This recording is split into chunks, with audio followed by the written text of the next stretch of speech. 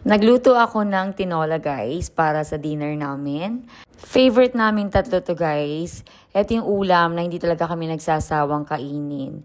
Kahit paulit-ulit guys, kakainin pa rin namin itong tinola. At kung nag-iisip tayo, naghahanap ng healthy na ulam, ito talagang tinola yung una ko naiisip. At madali lang siyang lutuin guys. Dinadamihan ko talaga siya ng malunggay. Yes, favorite namin na malunggay guys. At kung gusto niyo humigop ng mainit na sabaw, ayan, sarap talaga ng tinola guys. Meron nga palang kasama ding sili yan guys. Gusto ko rin ng maraming luya kapag tinola. Kinakain ko din kasi yung luya guys. Mahilig ako kumain ng luya. At ayan, luto na guys.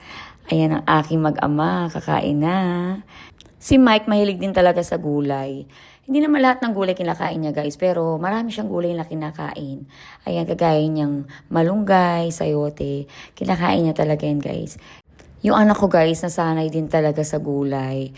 Araw-araw talaga nagugulay kami. Kaya nasanay na din si Nia. Tuwan-tuwa talaga ako kapag nakikita ko silang kumakain ng gulay. At ang anak ko, palagi naglalambing sa akin yan. Sabi niya, Mami, palagi mo kami ipagluto ah. Kaya kahit sobrang busy ko na guys, pinag-aanda ako pa rin ng healthy foods yung family ko.